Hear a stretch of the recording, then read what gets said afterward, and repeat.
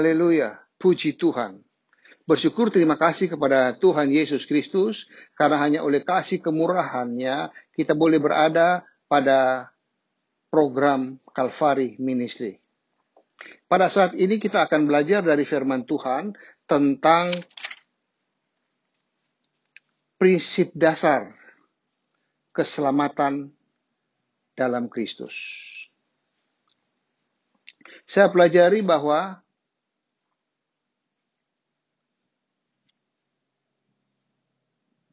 keselamatan dalam Kristus itu merupakan suatu kebutuhan mutlak dari umat manusia.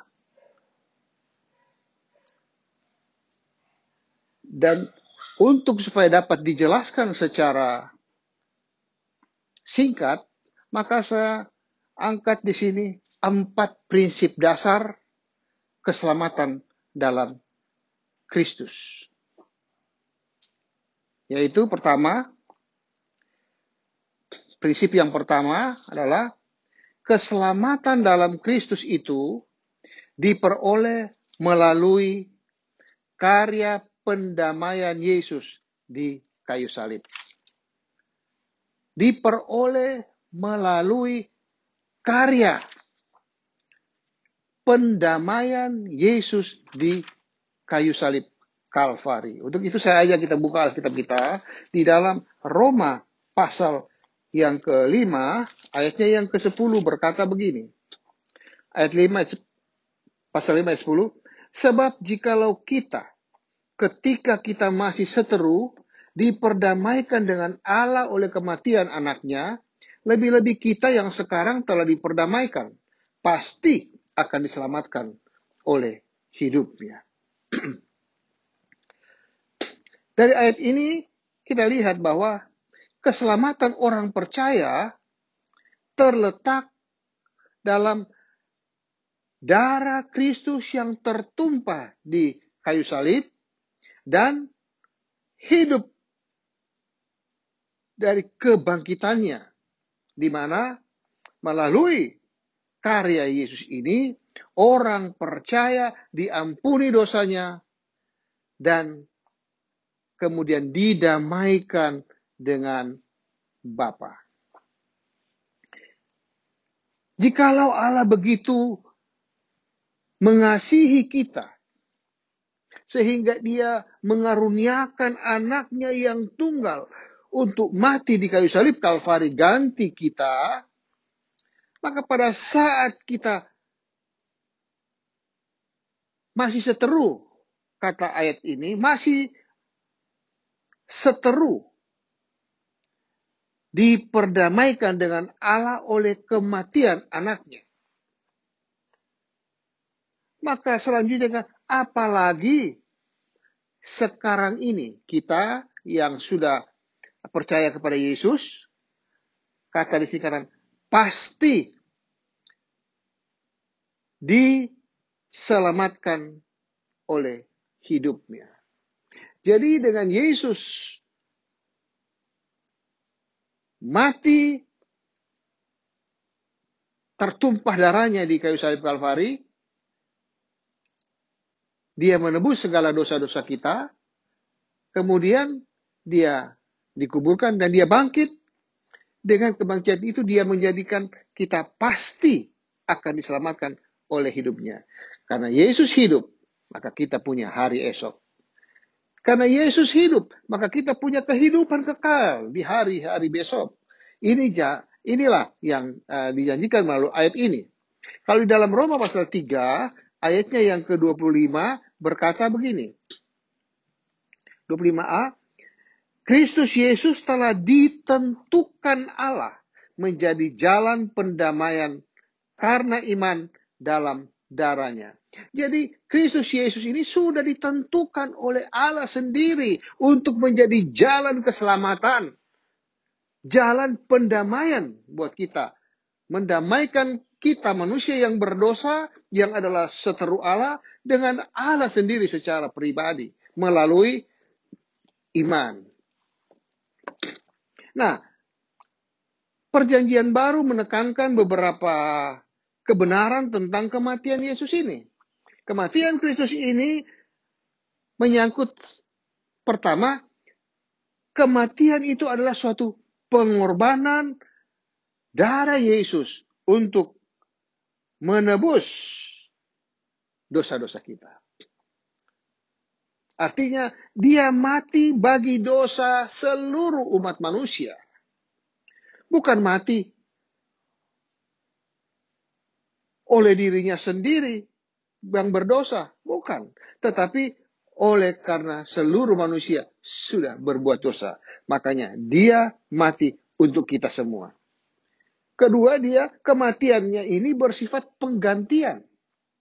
Yaitu sebagai hukuman atas dosa-dosa kita yang kita perbuat melalui Adam dan Hawa yang sudah jatuh dalam dosa. Semua keturunannya yang namanya manusia itu berbuat dosa dan upah dosa adalah maut.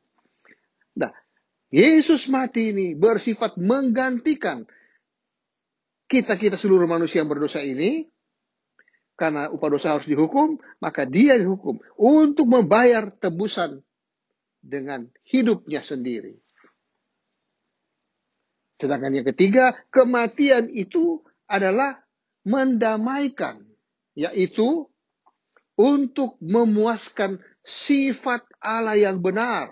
Kita tahu Allah kita Allah yang kudus, Allah yang benar. Maka jadi status Allah yang benar ini itu menghendaki dipuaskannya kebenaran itu. Sehingga dengan mengalihkan murka Allah terhadap dosa manusia itu. Artinya, manusia yang berdosa itu, ketika dia bertobat, maka murka Allah kepada orang yang berdosa itu, yang sekarang sudah bertobat, itu diredahkan. Didamaikan oleh kematian Yesus.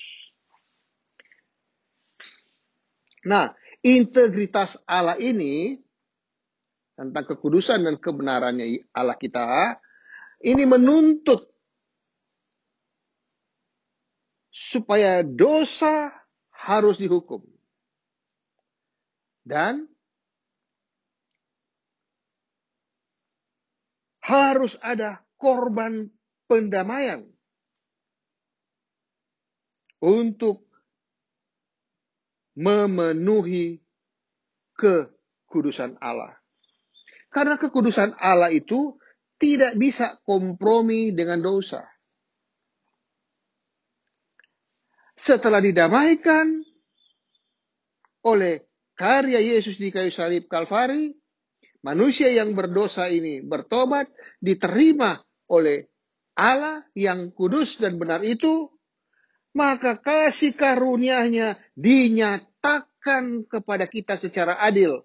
Yaitulah namanya keselamatan di dalam Kristus.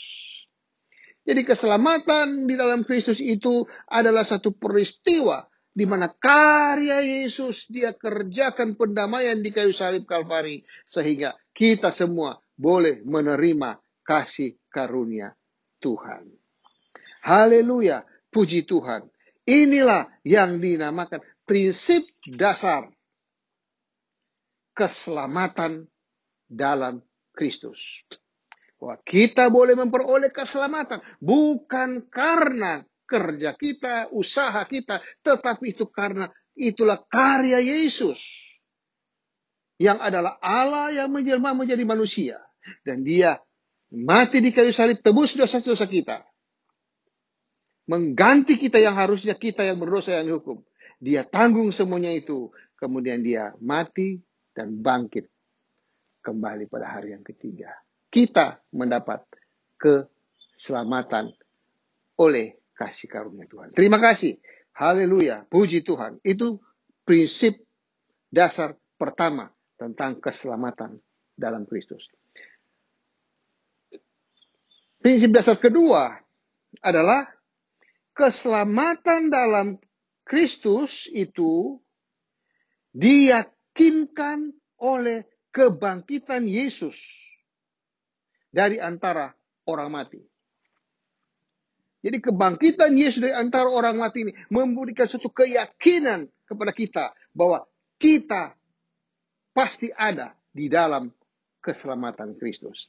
Untuk itu, saya ajak kita buka Alkitab kita di dalam Injil Yohanes pasal 11, ayatnya yang ke-25 dan 26. Berkata begini, jawab Yesus, akulah kebangkitan dan hidup. Barang siapa percaya kepadaku, ia akan hidup, walaupun ia sudah mati. Dan setiap orang yang hidup dan yang percaya kepadanya, tidak akan mati selama-lamanya. Orang-orang percaya, punya keyakinan, bahwa kalau kita mati secara jasmani, itu bukan merupakan akhir yang mengerikan dari hidup ini. Tetapi justru sebaliknya. Kematian ini merupakan pintu kita untuk masuk dalam hidup yang kekal, yang berlimpah-limpah, yang bersama Bapa di sorga. Karena Bapa di sorga sudah menyediakan suatu tempat yang hidup penuh dengan sukacita, penuh dengan damai sejahtera, berkelimpahan di dalam Yesus. Nah, ayat yang kata di dalam ayat 25 ini, ia akan hidup ini menunjukkan kepada kebangkitan. Tidak akan pernah mati lagi. Artinya kekal. Kita setelah kita masuk dalam pintu kehidupan kekal itu, kita memiliki hidup yang kekal, yang dalam ayat 26 katakan, tidak akan mati selama-lamanya. Artinya bahwa Yesus yang tadinya mati karena menanggung dosa-dosa kita, kemudian dia bangkit. Pada waktu Yesus bangkit, dia juga sudah bangkitkan kita. Itulah sebabnya di dalam Efesus pasal 2 berkata begini. Saya teringat ayat ini, Efesus 2 ayat 6 berkata, dan di dalam Kristus Yesus, ia telah membangkitkan kita juga. Ia telah membangkitkan Kristus juga. Kristus sudah bangkit, kita juga dibangkitkan. Di dalam Kristus Yesus, ia, yaitu Yesus, telah membangkitkan kita juga dan memberikan tempat bersama-sama dengan dia di sorga. Jadi kita juga dibangkitkan dan diberikan tempat di sorga. Status kita, orang-orang yang percaya kepada Yesus adalah orang-orang yang sudah dibangkitkan bersama-sama dengan Yesus dan kita didudukan bersama Yesus di sorga. Itulah sebabnya kita adalah warga negara sorga. Haleluya. Puji Tuhan. Kita lihat di dalam 1 Korintus pasal 15. 1 Korintus pasal 15 ayatnya yang ke-42 berkata begini. Demikian pula halnya dengan kebangkitan orang mati. Ditaburkan dalam kebinasaan, dibangkitkan dalam ketidakbinasaan. Ditaburkan dalam kebinasaan, mati dalam tubuh jasmani kita ini. Tetapi dibangkitkan dalam ketidakbinasaan. Itu yang dikatakan tadi, dibangkitkan dan tidak akan pernah mati lagi. Artinya hidup kekal. Tidak dapat binasa. Itu. Selanjutnya di ayat yang ke-54 katakan, dan sesudah yang dapat binasa itu mengenakan yang tidak dapat binasa, dan yang dapat mati itu mengenakan yang tidak dapat mati, maka akan genaplah firman Tuhan yang tertulis. Maut telah ditelan dalam kemenangannya. Maut telah ditelan dalam kemenangan. Kemenangan siapa? Kemenangan Yesus. Apa itu kemenangan Yesus? Kemenangan Yesus, dia pada hari ketiga, dia bangkit dari kematian. Maut tidak dapat menahan kematian Yesus. Yesus dia bangkit. Itulah menjamin hari esok. Oh haleluya, puji Tuhan. Yesus bangkit, maka kita punya hari esok. Kita dijamin hari esok. Artinya hari di mana kita akan hidup kekal selama-lamanya. Puji Tuhan. Inilah dia. Nah, Allah kita, Allah yang menjamin keselamatan di dalam Kristus melalui, tadi dikatakan, Yesus bangkit dari antara orang mati. Itulah yang meyakinkan kita bahwa prinsip kedua, prinsip dasar kedua dari keselamatan dalam Kristus adalah kita diyakinkan oleh kebangkitan Yesus dari antara orang mati. Karena Yesus sudah bangkit, maka kita punya hari esok. Kita punya kepastian. Walaupun suatu saat besok kita mungkin sakit, mungkin karena tua, kemudian kita meninggal, mati, dikuburkan. Tetapi satu kali kelak, ketika sangkakala Allah berbunyi, sangkakala yang ketujuh, Yesus datang kembali. Dia bersama-sama dengan malaikat sorga yang ada di sorga sana, turun di awan-awan permai. Kita anak-anak Tuhan yang percaya kepada Yesus, yang masih hidup, akan diubah menjadi tubuh kebangkitan. Dan bagi yang dikubur, dibangkitkan, kemudian kita naik ketemu dengan Yesus di awan-awan yang permai, yang kita kenal dengan hari yang terindah, hari yang termulia ketika Yesus datang kembali. Puji Tuhan. Haleluya, haleluya. Poin yang ketiga, jadi prinsip dasar ketiga tentang keselamatan dalam Kristus, yaitu keselamatan dalam Kristus itu diberitahukan kepada kita manusia oleh pesan Injil. Diberitahukan kepada kita oleh pesan Injil. Jadi pesan Injil ini sangat penting bagi keselamatan dalam Kristus. Saja kita buka Roma pasal 1. Roma pasal 1 ayatnya yang ke-16. Atau 16 dan 17. Sebab aku mempunyai keyakinan yang kokoh dalam Injil. Karena Injil adalah kekuatan Allah yang menyelamatkan setiap orang yang percaya. Saya ulangi kalimat ini. Karena Injil adalah kekuatan Allah yang menyelamatkan setiap orang yang percaya. Pertama-tama orang Yahudi, tetapi juga orang Yunani. Sebab di dalam Injil yang adalah kekuatan Allah itu, nyata kebenaran Allah. Itulah kebenaran Allah. Di dalam Injil itu, yang bertolak dari iman dan memimpin kepada iman. Seperti ada tertulis, orang benar akan hidup oleh iman. Haleluya, puji Tuhan.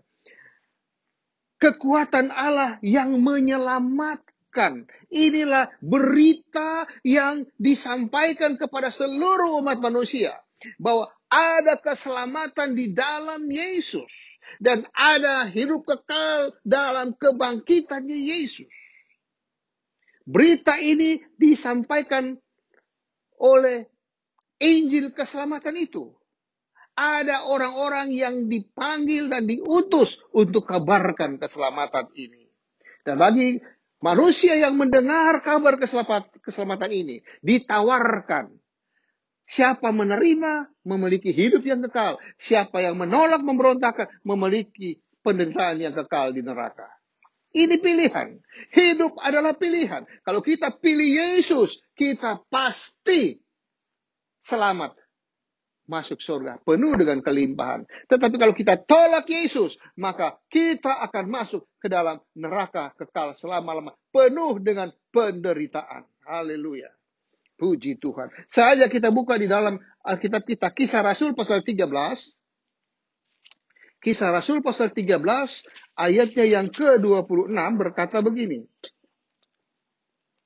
Hai saudara-saudaraku, baik yang termasuk keturunan Abraham maupun yang takut akan Allah. Kabar keselamatan itu sudah disampaikan kepada kita. Kabar keselamatan itu sudah disampaikan kepada kita. Sekarang ini kabar keselamatan di mana-mana diberitakan. Bapak, Ibu, saudara sekalian yang sekarang stay at home. Begitu berlimpah berita-berita tentang firman Tuhan. Penaburan-penaburan firman Tuhan disampaikan melalui live streaming, melalui ibadah online, melalui YouTube dan sebagainya. ada banyak sekali berita-berita keselamatan disampaikan kepada Bapak, Ibu, Saudara sekalian. Sekarang tinggal memilih.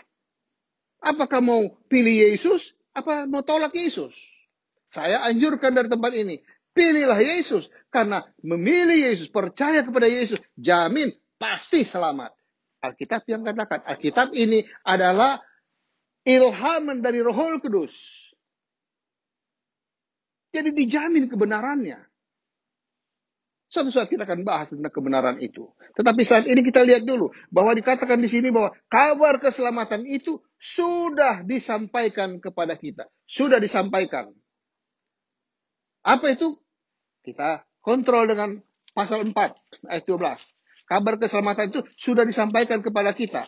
Nah, di dalam Kisah Rasul 4 ayat 12 berkata begini. Dan keselamatan tidak ada di dalam siapapun juga selain di dalam Dia, yaitu Yesus. Sebab di bawah kolong langit ini tidak ada nama lain yang diberikan kepada manusia yang olehnya kita dapat diselamatkan. Ayat ini sangat tegas mengatakan hanya Yesus di bawah kolong langit yang menjadi juru selamat. Dia yang menyelamatkan kita. Tinggal kita ditawarkan kepada kita. Kita ditawarkan ada kehendak bebas.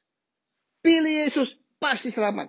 Tolak Yesus pasti binasa. Ini janji Tuhan dan janji firman Tuhan, dan ayatnya sangat jelas. Dikatakan di sini keselamatan tidak ada di dalam siapapun juga selain di dalam Yesus.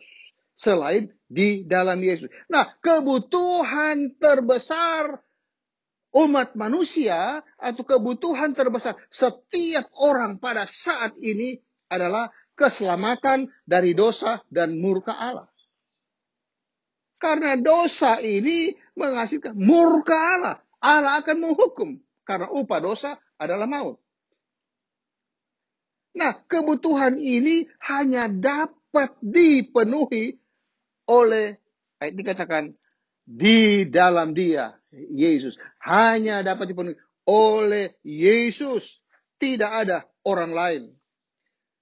Dan inilah yang dikatakan sifat eksklusif daripada Injil. Memang Injil adalah eksklusif, spesial untuk jalan keselamatan. Percayalah kepada Injil. Tuhan Yesus berkata, bertobatlah dan percayalah kepada Injil. Yaitu Injil kasih karunia Allah, Injil kemuliaan Kristus, dan Injil keselamatan kita.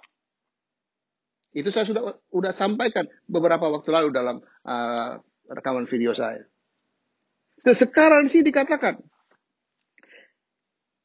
inilah sifat eksklusif dari Injil. Tidak ada lain, tidak ada nama lain. Oleh karena itu, tanggung jawab setiap anak Tuhan. Panggilan setiap anak Tuhan. Pergi jadikan segala bangsa muridku, artinya kabarkan bahwa ada keselamatan di dalam Yesus. Dan menurut ayat ini, hanya ada di dalam Yesus. Ini tanggung jawab eksklusif gereja. Gereja harus kabarkan tentang keselamatan ini. Bukti Allah mengasihi kita. Dia karuniakan anaknya yang tunggal. Supaya siapa percaya kepada Yesus tidak binasa, tapi beroleh hidup yang kekal. Berita tentang keselamatan ini harus selalu kita sampaikan. Kenapa? Karena kasih Allah itu masih tetap berlaku sampai sekarang ini. Allah sangat mengasihi engkau, saudaraku. Allah sangat memperhatikan engkau, saudaraku. Engkau ada dalam persoalan itu karena Allah mengasihi kamu, ingin keluarkan engkau dari ketidakpercayaan engkau. Allah mengizinkan suatu terjadi karena Dia ingin menarik engkau supaya engkau bisa tertarik kepada tawaran bahwa ada keselamatan di dalam Yesus. Puji Tuhan, haleluya. Saya ajak kita buka Yohanes pasal 14, ayatnya yang ke-6 berkata begini. Kata Yesus kepadanya, Akulah jalan dan kebenaran dan hidup. Tidak ada seorang pun yang datang kepada Bapa kalau tidak melalui aku. Ini perkataan Yesus sendiri yang adalah Allah menjelma menjadi manusia. Dia yang adalah penuh dengan kasih karunia dan kebenaran. Dia berkata bahwa akulah jalan, kebenaran, dan hidup. Jalannya menuju kepada kehidupan kekal hanya melalui Yesus. Karena dia adalah Allah yang menjelma menjadi manusia. Dia Allah berarti dia yang di sorga, yang mengadakan sorga. Kalau kita mau pergi ke sorga, ikuti orang yang datang dari sorga. Siapa? Yesus itu. Kalau kita ikuti Yesus, Yesus sanggup bawa kita ke sorga. Haleluya. Dia itu adalah kebenaran. Tidak ada kebenaran di luar Yesus. Kebenaran hakiki adalah di dalam Yesus. Dan dia katakan, aku adalah hidup. Jalan kebenaran dan hidup. Hidup berbicara tentang hidup kekal. Jamin masuk surga. Itulah dia. Lalu dia lanjutkan. Tidak ada seorang pun yang datang kepada Bapa, pada Allah kita, kalau tidak melalui aku, Yesus. Haleluya. Puji Tuhan. Kiranya poin ketiga ini bisa kita mengerti dan kita akan tetap melakukan keselamatan yang sudah dikaruniakan kepada kita. Poin yang keempat. Saya ulangi lagi. Prinsip dasar keselamatan dalam Kristus. Pertama adalah keselamatan dalam Kristus itu diperoleh melalui karya pendamaian Yesus di kayu salib Kalvari. Prinsip dasar kedua, keselamatan dalam Kristus adalah keselamatan dalam Kristus itu diyakinkan oleh kebangkitan Yesus dari antara orang mati. Karena Yesus sudah bangkit, maka ada hari esok, hidup kekal selama-lamanya. Prinsip dasar ketiga, keselamatan dalam Kristus itu diberitakan kepada seluruh manusia oleh pesan Injil. Pesan Injil disampaikan kepada manusia dan sudah disampaikan. Injil kasih karunia. Injil kemuliaan Kristus. Injil keselamatan kita. Semua ini menjadi bagian kita. Dan yang keempat, yang terakhir. Keselamatan dalam Kristus itu dapat kita miliki hanya oleh iman dalam Yesus Kristus. Jadi keselamatan tadi yang kita sudah lihat pertama, kedua, ketiga itu kita hanya boleh memperolehnya oleh iman kepada Yesus Kristus. Saja kita buka Alkitab kita dalam Efesus pasal 2. Efesus pasal 2 ayatnya yang ke-8 dan 9 berkata begini. Sebab karena kasih karunia kamu diselamatkan oleh iman. Itu bukan hasil usahamu, tetapi pemberian Allah. Bukan hasil usaha kita, bukan perbuatan amal kita, tetapi karena pemberian Allah. Ayat 9, itu bukan hasil pekerjaanmu, bukan hasil pekerjaanmu. Jangan ada orang yang memegahkan diri. Ayat ini sangat jelas dikatakan bahwa ini bukan hasil pekerjaan kita, tetapi ini adalah kasih karunia Tuhan. Allah yang memberi kepada kita secara cuma-cuma, secara gratis, yang walaupun sebetulnya kita tidak layak untuk menerimanya. Tetapi karena Allah mengasihi kita, maka selagi kita masih seteru, kita masih pemberontak, kita masih melawan Allah, Dia sudah mengasihi kita. Oleh karena itu dia tahu kita tidak bisa menyelamatkan diri kita sendiri. Makanya dia datang menjadi manusia Yesus. Dan dia mati di kayu salib tebus. Dia perdamaikan kita. Yang harusnya kita dihukum, dia damaikan kita bersama dengan Bapa. Kemudian kita memiliki janji-janji Tuhan. Dan poin keempat sini, kita harus terima itu dengan iman, bukan dengan usaha atau bukan dengan hasil pekerjaan kita sendiri. Haleluya. Orang tidak dapat diselamatkan oleh usahanya sendiri. Kenapa? Karena dia hanya dapat diselamatkan menurut ayat ini adalah karena kasih karunia Tuhan. Sebab karena kasih karunia, kamu diselamatkan oleh iman.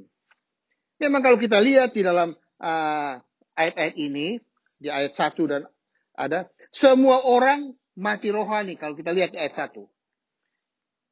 Kamu dahulu sudah mati karena pelanggaran-pelanggaran dan dosa-dosamu. Ini yang namanya mati rohani. Semua orang mati rohani. Kedua, di ayat 2 dikatakan, orang yang mati rohani berada di bawah kuasa iblis. Kamu hidup di dalamnya karena kamu mengikuti jalan dunia ini. Karena kamu mentaati penguasa kerajaan angkasa, yaitu roh yang sekarang sedang bekerja di antara orang-orang durhaka. Ini yang namanya berada di bawah kuasa daripada iblis. Dan yang ketiga di ayat 3 dikatakan, kita diperbudak oleh dosa. Sebenarnya dahulu kami semua juga terhitung di antara mereka ketika kami hidup di dalam hawa nafsu daging dan menuruti kehendak daging dan pikiran kami yang jahat. Ini yang namanya diperbudak oleh dosa. Jadi manusia melalui ayat 1, 2, dan 3 ini semua mati rohani. Berada dalam kuasa iblis. Diperbudak oleh dosa. Tetapi ayat yang keempat dan selanjutnya berkata begini. Agar bisa diselamatkan. Setiap orang yang ada di ayat 1 dan 3 ini. Setiap orang, kita semua ini harus menerima keselamatan yang telah disediakan Allah melalui Yesus. Keselamatan yang disediakan Allah. Allah yang berinisiatif menyediakan keselamatan itu dengan dirinya yang memperdamaikan melalui Yesus. Di dalam di ayat 4 dan 5, tetapi Allah yang kaya dengan rahmat. Allah yang kaya dengan rahmat, dengan berkat anugerah, kemurahan. Di dalam kemurahan Allah itu terdapat kasih sayang Allah, terdapat kasih setia Allah, terdapat kasih karunia Allah. Kasih sayang Allah sayang kepada kita. Walaupun kita masih seteru, dia sudah sayang kepada kita. Dan dia setia kepada janji-janjinya yang sayang itu. Semua ini paket kasih karunia dikaruniakan kepada kita dengan kasih karunia Tuhan. Dikatakan di sini, kaya akan rahmat oleh kasihnya yang besar yang dilimpahkannya kepada, dilimpahkannya, diberikan, dikaruniakan kepada kita. Inilah yang Allah kerjakan sehingga dia jamin di dalam ayat 8 katakan, sebab karena kasih karunia kamu diselamatkan oleh iman. Itulah sebabnya kalau kita mau terima paket yang sudah disediakan Allah, keselamatan di dalam Kristus itu adalah datang kepada dia dengan iman. Percaya, bertobat, tinggalkan hidup lamamu dan percaya kepada Yesus. Nikmati kesukaan di dalam Yesus. Haleluya, puji Tuhan. Dan ayat 13 katakan begini. Tetapi sekarang setelah engkau terima keselamatan dalam Kristus